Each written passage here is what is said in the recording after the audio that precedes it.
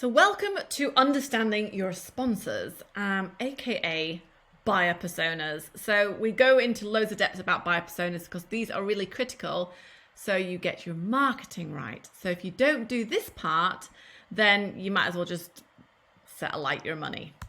So really important. So in this lesson, you're going to learn what is a buyer persona, what you need them, why you need them for successful marketing.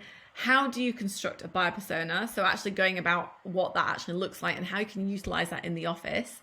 And so then the overall objective is to understand that there is more than one buyer in the buying process, how to identify them and know why you need them to improve your marketing. So why do we need to understand our customers? It's all about to better our customers. When we understand the buyer, we then know the ins and outs of the particular buyer. So these three people here on this picture, we've got the guy on the left, we've got the lady in the middle, and then we've got the old dude on the right hand side. They might all be in the same type of company. They might be in separate companies or similar companies, but they have different needs. They have different problems that keep them up at night. They have different wants.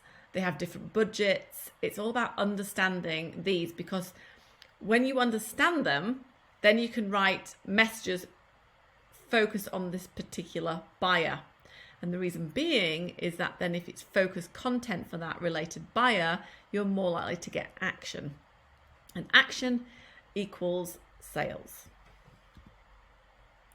So the big misconception is I have one buyer, and you will notice that most people selling a survey or even buying a product, selling a product, should I say, they all think the same buyer is the same buyer and they have one buyer. But actually, the truth is you actually have 4 or 5 buyers that you are selling to. So this is why it's really important that you focus on these buyers.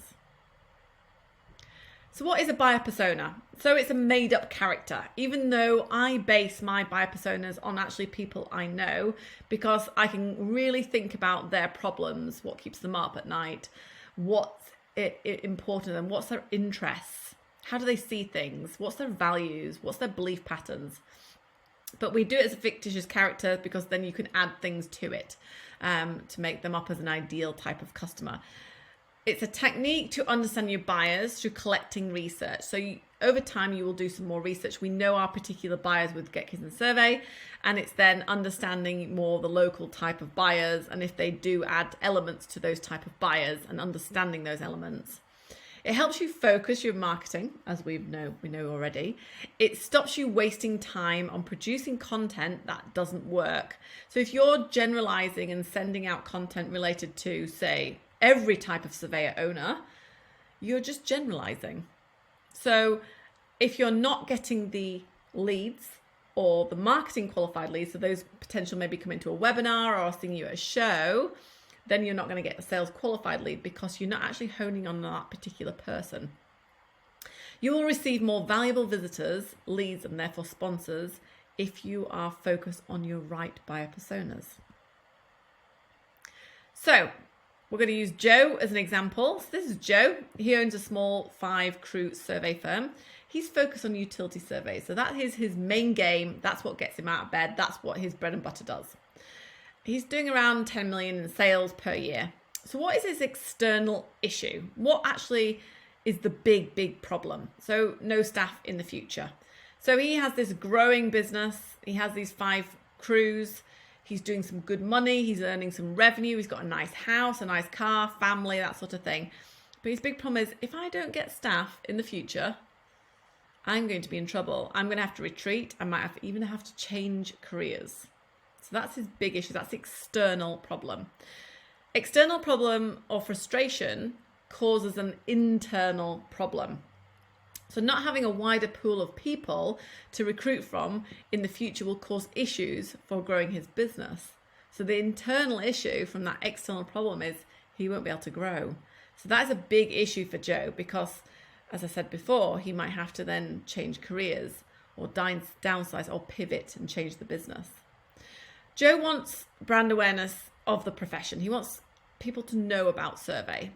He grew up in survey. His dad was a surveyor.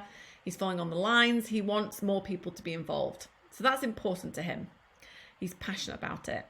He wants to be able to recruit great people. He wants to attract the right type of mindset. People that like to work outdoors, that maybe like maths, that like geography, that like just things that surveyors generally like to do. But he wants to be able to attract that type of character. And of course, he wants to have a profitable business in the future. So how does Joe evaluate the options?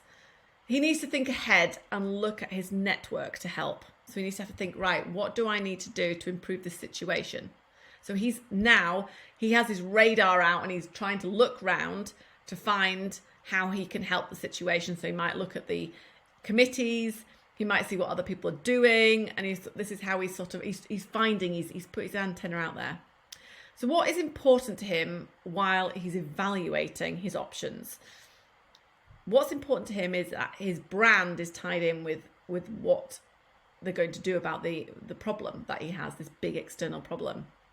So his brand values want to tie in. So he wants to not just duplicate efforts, he wants to have it tied in so it's then part of his makeup, part of his brand. Who influences Joe? So who actually does he pay attention to? Really important. The survey community he pays attention to, seeing what other people are doing. A little bit of jealousy then with other companies. His competitors. So they also influence him. He sees what other people are doing and thinks, I need to do this too. So the bit of like fear of messing out, that FOMO. So they're some of the influencers. His wife might actually be an influencer within the business, and she might look after HR, a bit of marketing, a bit of the admin, maybe the finances. So maybe she could be a potential influencer within his business. Now, who has the say on the decision? And this is really important to know, especially when you come to do other types of buyer personas. So if you're working with the HR manager, for example, for a civil engineering company, maybe that's another buyer that you want to look at. Who influences that buyer? Who is the main decision maker? So understanding, does this person can they sign off the check? Can they give you the money? Then you need to understand and know this. So why does it help me? Why does it help you? Okay, so it helps you create effective marketing campaigns that attracts the right person, the right sponsor, and it also stops you struggling with the wrong content. So by focusing on the right customer, the right potential buyer persona, it's much easier to produce content to that person because you know their problems, you know what keeps Joe up at night. You can write content related to them or, do videos or whatever related to that person. By doing this, it also increases your sales leads. So when you have an insight into buyer priorities, expectations, the needs of that person, the wants of that person, the preferred resources, where they get the resource from, the questions they are asking, and which answers they want to hear, you know what to write and to where to place it. Really key. It will shorten the sales cycle overall. When you listen, you are peering inside the company.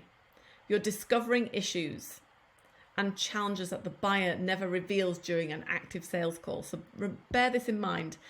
They might not say a lot of the things that they actually want to say until they trust you a bit more. They just might not say it. It's just subconscious. So bearing this in mind. So what you want to do is you want to produce content that builds trust and answers those questions. So bearing in mind, we've got content for Joe, we've also got content for his influencers. And also, if you are dealing with the HR manager in the civil company, then you want to then produce content related to the person who's going to sign that check off.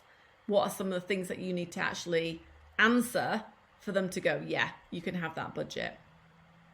And when you interview your sponsors, there's another great thing that you can actually do is to interview some of your potential people to actually iron out those key buyer personas. Price is not a deciding factor.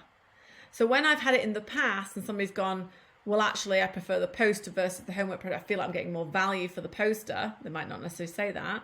It's probably because I've not done a very good job at selling the value of the homework project. So when you get a knockback with your sales, bear this in mind. So Adele Revell has come up with the 5 rings of buying insight. Now I've put this in here because it's actually a really good step-by-step insight into some of the things that you need to actually uncover. Now, it might be a bit overkill for Get Kids Survey, but it's still a very good exercise, so I've kept it in here for you. So insight number 1 is priority initiative.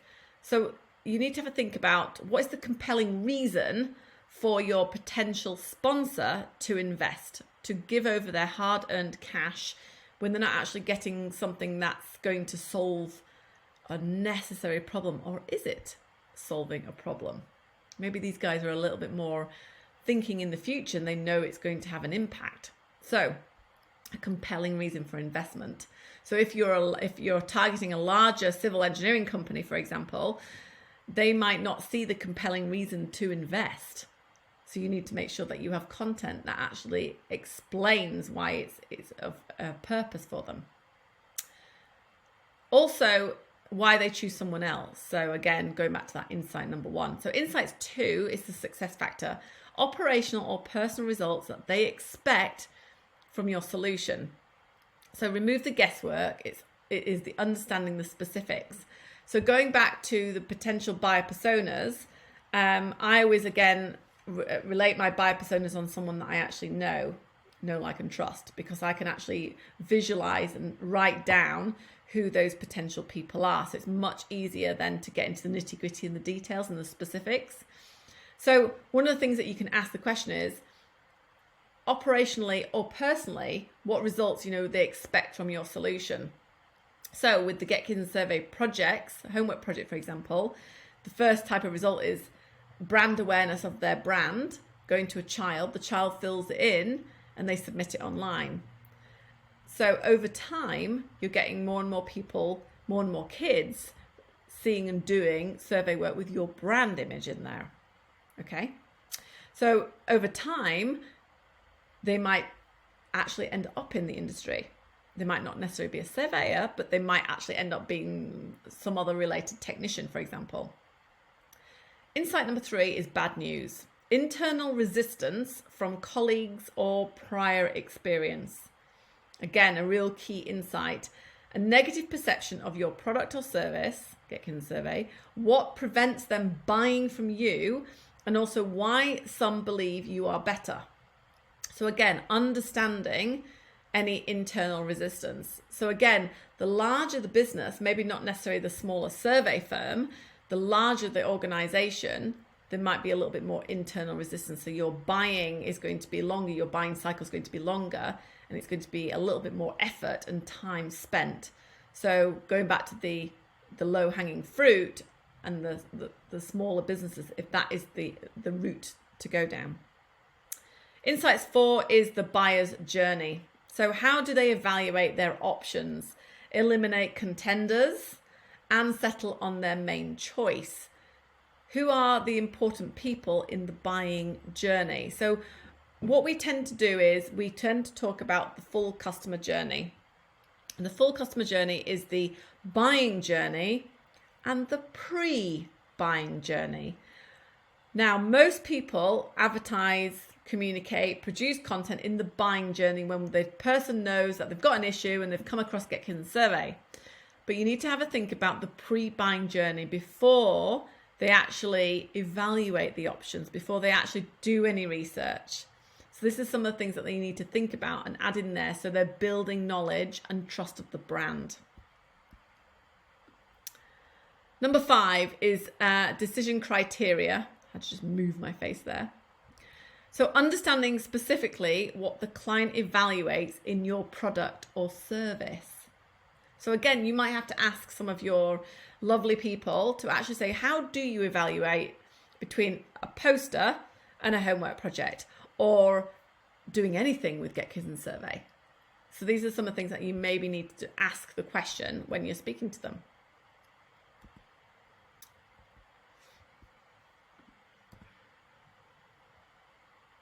So how do I do it? As you did in the segmentation analysis, so when we were doing the segmentation and looking at the market and then breaking those markets down, you can also unpick those clients' decision-making processes, taking that buyer and just evaluating that key buyer. So it's the same sort of thing, understanding the segment that you're going after, say utilities, and then going after the particular buyer personas. Use the 5 rings of buying insight. So again, this framework is just really good. It's a really good way to get you thinking about that particular buyer. List out key questions from each section to help you identify. So there's specific questions that you would ask, or they would ask, that are really good to give you a bit more insight. And also, what we've tended to do in the past is interview some of our customers, and that also helps us to identify the buyer persona specifically. So that's also a really good way of doing it.